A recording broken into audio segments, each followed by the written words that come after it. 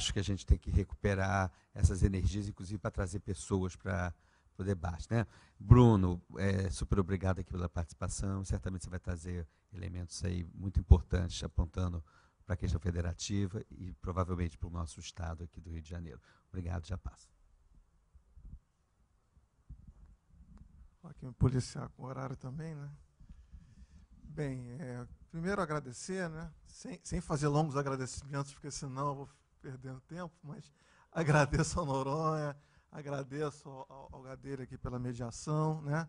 Agradeço, enfim, a Lúcia, a Séries, que está aqui, né? Com pessoas que a gente já vem conversando aí nessa tentativa de, não só a partir do livro, mas em outras frentes, tentar fazer essa virada para, de novo, como eu gosto de falar, né? Resgatar a nossa história, né?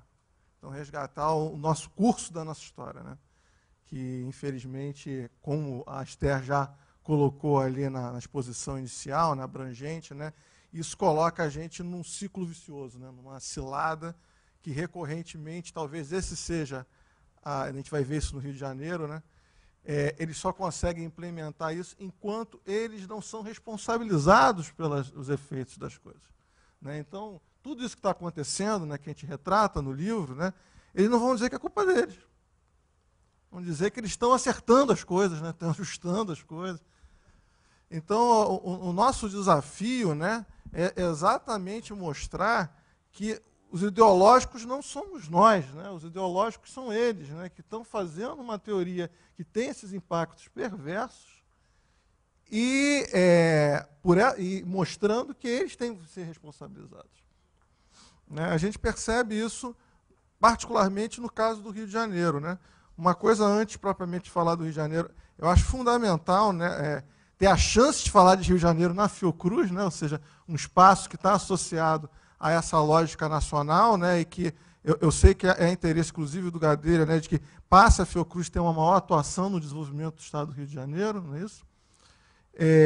Então, é importante, né, aproveitar esse tipo de iniciativa aqui para mostrar, né, e a Esther também fez isso junto com o Pedro Rossi e a Ana, né, de mostrar, ou seja, a importância de trazer o Rio de Janeiro para esse debate nacional.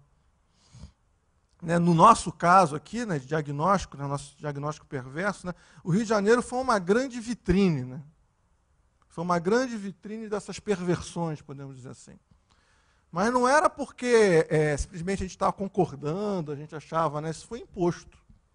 Né, eu diria foi imposto esse programa de austeridade a fórceps, por uma questão de uma dívida, né, ou seja, do pacto federativo, da forma como você tratou a relação entre o ente subnacional com a União, né? E a União passa, à medida que há uma resistência a implantar um acordo com esse programa de austeridade na escala local, né? A LERJ, por exemplo, a nossa Assembleia não topa no primeiro momento, né? Isso passa a ser imposto de cima, né? A própria construção da lei, que ganha esse nome, né? A gente estava no BNDES e a gente colocou... ele chamou a atenção para isso lá numa das conversas, né, que eles não usam mais o termo austeridade, eles passam a usar o termo responsabilidade fiscal, né, porque fica mais sugestivo de quem é responsável, né, quem é contra a responsabilidade. Né. E, na mesma forma, aqui se cria um nome, né, que é regime de recuperação fiscal. Né. Então, quem pode ser contra algo que vai recuperar fiscalmente o Estado? Né? Então, a gente tem que ir além da terminologia, além dessa forma como eles enquadram o negócio, para propriamente estar claro ali como isso é uma imposição, isso não oferece solução, o olhar da União é meramente como credor do Estado, e aproveitando desse domínio sobre a questão financeira, põe uma série de medidas draconianas sobre a lógica das políticas públicas no nível estadual e do próprio patrimônio público estadual. Ou seja, quem pede a privatização da SEDAI é a União. Mas não é porque tem uma política de saneamento, nem isso tem. Nem essa desculpa tem para dizer. Então, e só pede a SEDAI porque também é raspa do tacho, né? O que sobrou ali de ativo com algum valor maior. Se tivesse outras coisas, pediria também. Como lá no Rio Grande do Sul, que é o Barrisul, como em Minas Gerais, que é o setor elétrico. Então, é importante, né, a gente ter esse olhar, né, que, ou seja, aquilo que a Esther mencionou ali, que vem até do livro lá internacional, né, da experiência da Troika, né, europeia, né, ou seja, isso está sendo imposto, no caso do Rio de Janeiro, de uma forma, podemos dizer, bizarra, pelo fato de que é o próprio Estado Nacional que impõe isso aos Estados federados. Não é um outro país que está impondo isso, aí você pode colocar que, né, há uma questão ali de não pertencimento, de não identidade cultural, alguma coisa nesse sentido, você pode até ter um debate sobre esse ponto. Não, é o mesmo povo, mesmo Estado, e ele só faz esse tipo de coisa exatamente porque a gente não está discutindo com cuidado devido, né, quando eu falo a gente, não é a gente aqui, né, mas, ou seja, o debate público, né, a questão federativa. Quais são as responsabilidades da União com os Estados? E, propriamente, então, isso que eu falo, né, existem duas saídas para isso. Né? Uma saída que, evidentemente, é estar claro que essa forma de imposição não é nada de socorro, não há socorro ao Rio de Janeiro.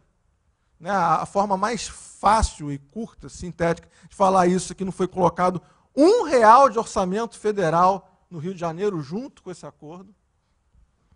Só se colocou orçamento para fazer intervenção militar. E mesmo assim, focado para a questão de manutenção das tropas militares. E nem propriamente para a recuperação cuidadosa ali da pasta de segurança com alguma coisa. É uma justa posição de competência. E, então, se não foi colocado um recurso ao orçamento federal, não tem um olhar maior, que o problema não é simplesmente finanças públicas, mas é de uma região que está passando por um duro cenário de crise, as taxas, né, se você quiser pegar de desemprego, se você quer pegar de miséria, as taxas do Rio, inclusive comparado com a média nacional, são muito piores. Isso não está contemplado nem na contextualização do acordo. Parece que o problema do Janeiro, como é que eles se aproveitam disso? Aquela questão da narrativa. Você tem um ex-governador preso. Então você passa a botar a conta nisso. E aí tudo que acontece, não é por culpa das medidas draconianas, é por culpa de uma responsabilidade, de uma gestão anterior, e você pega esse tipo de discurso. Então isso cria essa nuvem de fumaça que permite a eles ocultar propriamente que as medidas que eles estão fazendo geram esse ciclo vicioso, que é claro que no primeiro momento você tem algum alívio, porque inclusive está fazendo um Estado com alto nível de endividamento se endividar mais.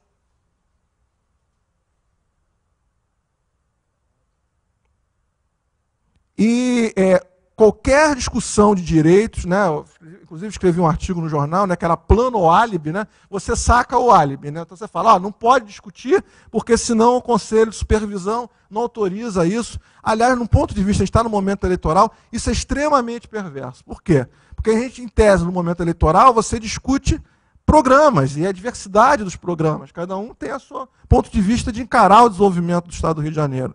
Só que você tem que conversar agora com o Conselho. Qual o programa que o Conselho de Supervisão do acordo autoriza ou não? Por quê? Se você quiser ali propor uma série de coisas que depois o Conselho não sancionar, ele vai te colocar a faca nas costas. Fala assim, isso não dá para fazer. Porque agora o Rio de Janeiro vive a sua gestão para voltar a pagar a dívida com o governo federal o mais rápido possível, sem não ter um apoio, e aí propriamente um socorro, investimento público, recuperação das políticas públicas federais no Estado do Rio de Janeiro. É esse garrote que a gente vive, que é muito pior do que propriamente lá na discussão de LRF, de criminalização, que se poderia ter a gestão a partir de crime de responsabilidade em cima da LRF. Porque agora é um Estado que gosta de falar sobre tutela. A gestão do Rio, essa e a próxima, se não houver uma compreensão, uma revisão dessa forma de acordo, que é claro que tem como pano de fundo o teto de gastos, né, é o primeiro, né, que dá esse ponto. Inclusive, no próprio acordo se introduz um teto de gasto estadual. Então, amarra em cima e amarra embaixo. Então, a gente vive hoje um Estado tutelado. E esse é um grande desafio, porque a gente agora está no processo eleitoral, e aí um próximo governador eleito, ele vai aceitar ser tutelado por esses conselhos, sem ter propriamente ali uma discussão mais clara de injustiças federativas, questões tributárias. A Esther colocou a reforma tributária, ela é essencial, geralmente se coloca a discussão na opinião pública de reforma tributária como meramente uma simplificação de impostos. Não, a reforma tributária tem que atacar essa grande assimetria de recursos na escala federativa. Senão, a gente fica o tempo todo ficando só com o ônus dessa grande solidarização de perdas aqui.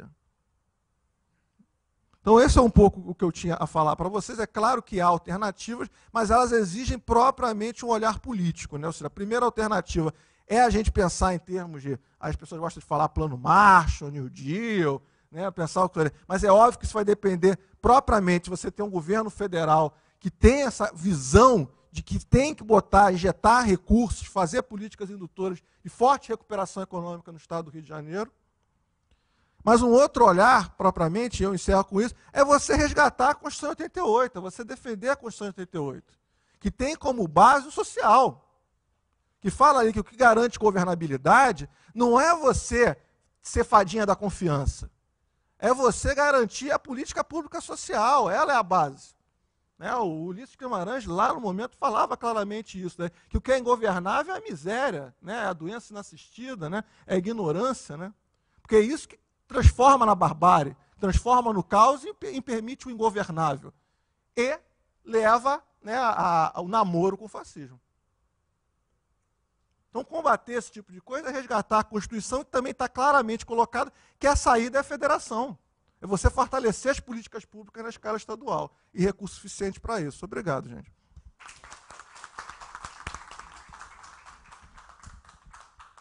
Obrigado, Bruno. Vou tentar atender as perguntas, né? Não fugir a isso. Né? Uma coisa que talvez na minha fala inicial eu não enfatizei, porque eu quis tentar ir mais para a questão do propositivo. Né? A crise do Rio... ela é essencialmente, é importante ser dito isso, é uma crise de receitas. Né? É uma crise de receitas, uma crise violenta de receitas. Né? A relação com a dívida, para chegar a isso, não tem uma relação direta. Né? A questão da dívida é por outras questões que aumentam o nível de endividamento do Estado do Rio de Janeiro. Não é porque o Rio de Janeiro se endividou que ele chegou à crise, não é essa a relação, não tem essa relação de causalidade. Só que, como a gente gosta de falar, houve uma tempestade perfeita, né? Houve uma convergência de uma série de coisas que aconteceram ao mesmo tempo. Uma queda violenta de receita, né? Um estado do Rio de Janeiro que ele não é inchado, então ele não tem espaço para fazer um ajuste muito forte, apesar de ele ter tentado fazer a partir de 2015, 2016, mas chegou ao limite de parar instituições públicas. Né? Eu que sou servidor da UERJ, isso fica visível, podemos dizer, o grau de irracionalidade na tentativa de corte, porque chega uma hora que você não simplesmente se reduz repasse. É mais barato ficar a instituição parada. Né? Então, o ponto é entender um pouco isso, mas na questão tem um pano de fundo, que aqui sem um detalhamento muito para também não me alongar, mas é importante falar isso, né? Eu e a Esther sempre, quando a gente faz esses eventos, a gente menciona isso. A LRF, ela tem uma diferença na forma como ela dá graus de liberdade para o Estado federal e os estados subnacionais. Né? Os estados subnacionais, eles não podem ter capacidade de se financiar tendo déficit. Não tem capacidade de rolagem própria. O que quer dizer isso? Falando no português mais claro possível. Os estados, eles não podem emitir títulos de dívida. Eles não têm bancos para rolar a sua própria dívida, por exemplo, como já teve anteriormente a LRF. Então, o que acontece? Eles começam a fazer esses ajustes, cortes e tal. Mas se a situação se agrava, né, e a Esther mostrou bem claramente isso, como aquilo vira uma bola de neve, né, que vai piorando cada vez mais, você fica com o pires na mão. Você vai ter que ir no governo federal. Por quê? Porque o governo federal ele tem uma capacidade de rolagem imensa de emitir tanto moeda como título de dívida. Por isso que o Rio de Janeiro não consegue rolar 10 bi de déficit público, o governo federal rola 170 bi. Aí vem a questão que é fundamental, porque tem uma peça de retórica. Qual é a peça de retórica? O Rio de Janeiro está atrapalhando o ajuste fiscal. Se ajudar o Rio de Janeiro, o país quebra. E aí é importante entender essa pegadinha que eu mencionei antes. Que quebra, cara pálida? Rolou 170 bi. Mesmo rolando 170 bi, aumentou, como a Esther mostrou, a dívida pública federal nos anos recentes. E aumentou fazendo coisas como, por exemplo, um amplo programa de refis nacional para empresas, que foi muito mais amplo que o que era necessário para socorrer os estados. Então tem ali propriamente um juízo de valor. Ou melhor dizendo, um juízo de classe. Então é esse ponto que é importante colocar, e a gente gosta também de mencionar uma coisa no debate Rio a respeito de dívida, que infelizmente o governo do Estado do Rio de Janeiro, ele não buscou trazer a população para um debate que em outros estados se faz, que é o famoso encontro de contas, né? Ou seja, o que o Rio deve e o que o governo federal deve ao Rio de Janeiro. O olhar foi só para o que, em tese, o Rio deve ao Estado Nacional. A questão da Lei Candir, que a Esther pincelou aqui, é um reflexo disso, né? Ou seja, a gente tem uma quantidade ampla de recursos, né? Está na casa mais ou menos de quase 50 bi acumulado, que o governo federal está deixando de repassar para o Rio de Janeiro. Anualmente dá em torno de 5 bi que deixa de ser transferido, pelas questões das compensações da Lei Candir, né? Porque é uma desoneração em termos federais, mas é sobre o ICMS, que é o imposto estadual. Então, pela lei, teria que ter esses repasses, só que os repasses estão desatualizados. O cálculo disso está desatualizado. Então, ou seja, mas isso não é contemplado. Ah, vamos discutir Lei Candir, uma hora sai e tal, mas a dívida que o Rio de Janeiro, em tese, está devendo ao governo federal, ela tinha o prazo de recuperação de mais ou menos 7 a 8 dias. Levou a haver o bloqueio de contas do Estado do Rio de Janeiro. O que quer dizer o bloqueio de contas? O governador e as pessoas de gestão não sabiam o dia seguinte se teria dinheiro. É nesse contexto que você impôs o acordo com o governo do Estado do Rio.